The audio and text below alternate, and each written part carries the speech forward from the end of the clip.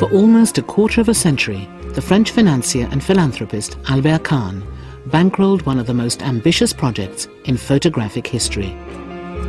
During a period of rising international tensions, Kahn created the Archives of the Planet, a storehouse of images that would encourage greater understanding and respect for the diverse cultures of the world. Kahn dispatched a team of photographers to more than 50 countries, where they captured many extraordinary images of the lives of ordinary people. They encountered fishermen braving the treacherous waters of the North Atlantic, and in the Islamic world, women emerging from behind the veil. They produced the first ever recordings of voodoo ceremonies in a French colony in West Africa, and some of the earliest coloured documentary films, preserving the vibrant cultural life of France itself. These compelling images give us a unique insight into the wonderful world of Albert Kahn.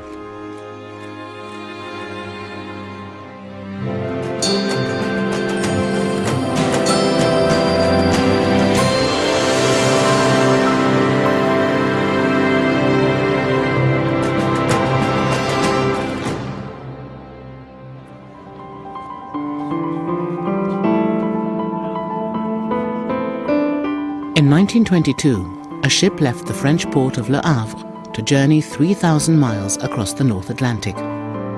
On board was a cameraman who had been sent by Albert Kahn on a unique and dangerous mission.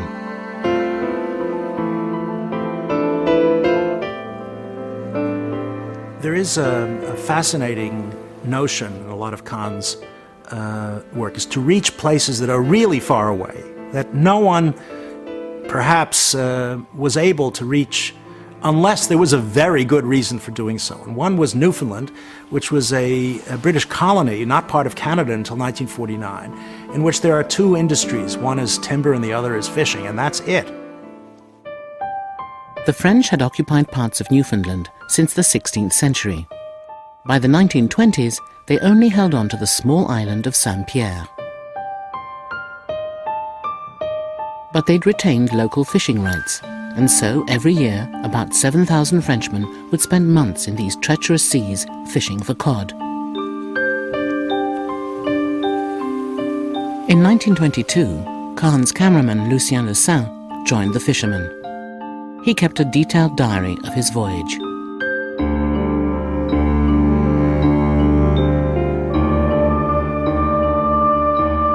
Saturday, May the 6th, 8 o'clock in the evening. The weather is fine now, completely calm. We are totally surrounded by ice. We've seen icebergs 2 or 3 times the size of our boat. It's both a wonderful and frightening sight. Le Saint wanted to film all aspects of the fishing process, which at this time still included the use of the ancient technology of hook and line. As far as I'm aware, this is an absolutely unique piece of film. What we can see is really a system that died probably in the 1930s. So we're really on the brink of a disappearing age, as it were. And the way they fished in those times was by using dories. Now, each dory is like a saucer. It can stack one inside the other. It has no deck. Each schooner that came across from France would have perhaps 10 dories and 24 men. And the idea is they're all lowered into the sea, usually with 2 fishermen in each dory, and off they go, spreading out in a star formation or in a spoke formation. And from their dories, the men would then throw out their hand lines.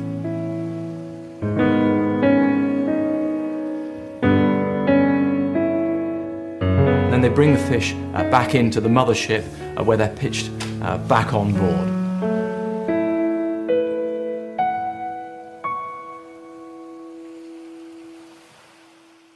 Lucien Le Saint was the ideal choice for a mission as grueling as this. Il devait supporter des conditions de temps extrêmement difficiles. He had to put up with terrible weather. Not only lots of storms, but the cold. It was constantly very cold. There were also problems with food, because the food they took on board was very limited. So they just had to eat a lot of fish. Les relations entre lui et les His hommes relationship with the men was very good, for the simple reason that my grandfather had sea legs. He was never seasick, not even during storms. And he joined in the fishermen's lives, because he was enduring the same conditions as they were.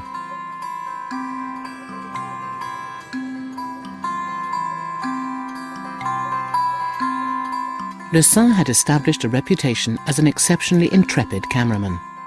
He'd covered the First World War, had specialised in aerial photography, and had travelled all over the world. Lucien Le Saint était sans doute de toute l'équipe des opérateurs d'Albert Kahn. Lucien Le Saint was without a doubt the most cinematic of Kahn's cameramen.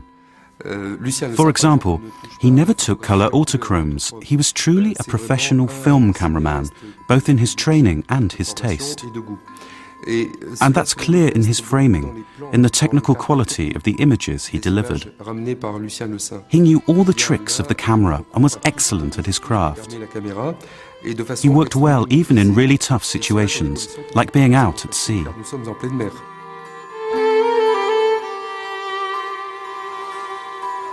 Saturday, May the 13th.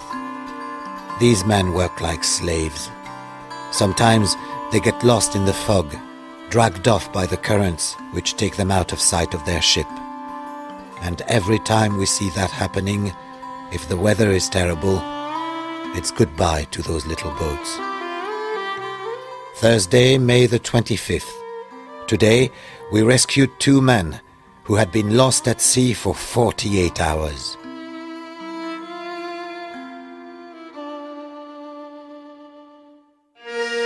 Once they'd brought the cod aboard, the men started preparing the fish by gutting them and storing them in salt water. Many of the fishermen would sleep for just an hour or 2 a day.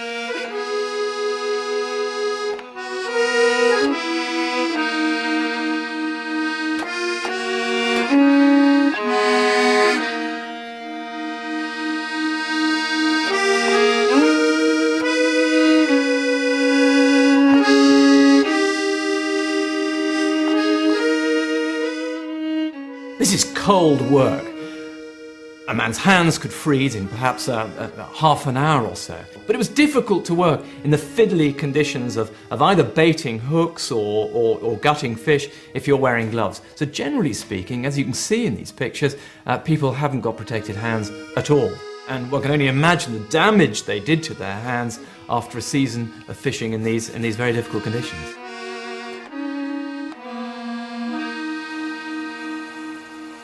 Joining the fishing fleet was a hospital boat, the only place the men received any sort of medical attention. The doctor would perform operations of every kind, from tooth extractions to amputations.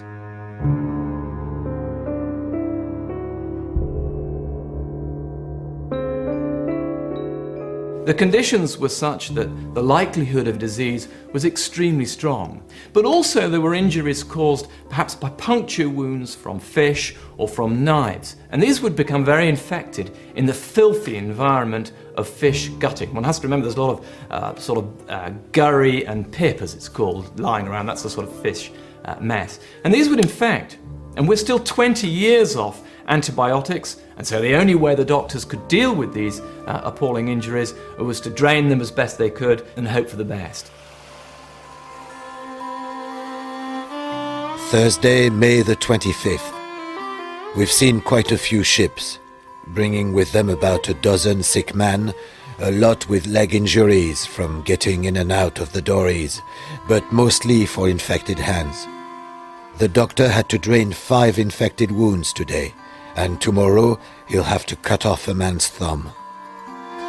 The fishermen stay out here 3 or 4 months without fresh water to wash themselves because the supply is limited.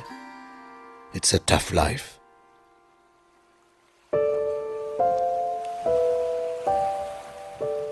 The only refuge for the French fishermen was their country's last remaining colonial outpost here, the tiny island of Saint-Pierre.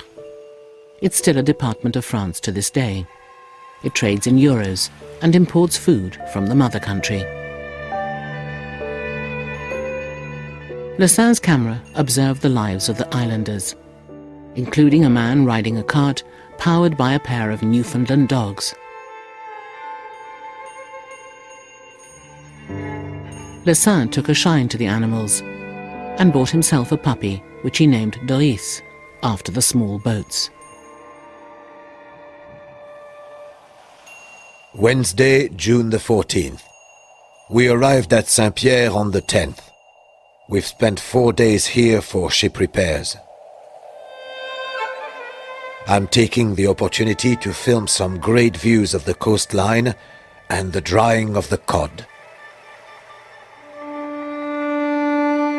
The fish are laid out on cobbled beaches. You're curing them partly by means of salt, but partly also by the process of the sun. About 80% of the fish's volume simply evaporates off, and you're left therefore with this very, very concentrated piece of protein.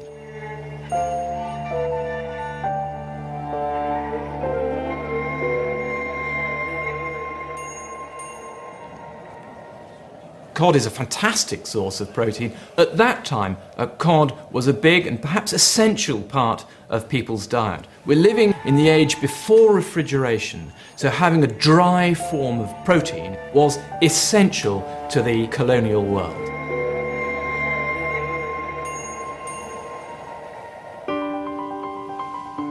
While filming off Newfoundland, Le Saint saw the future of the fishing industry.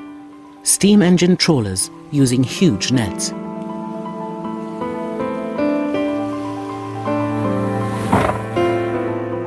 Eventually, this rapaciously efficient approach to fishing would drain the North Atlantic of cod.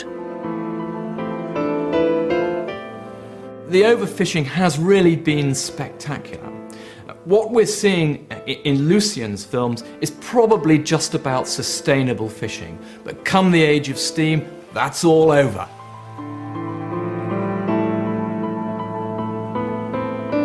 Le Saint's images of the new trawlers show the eclipse of ancient fishing methods by the industrial-scale exploitation of the seas.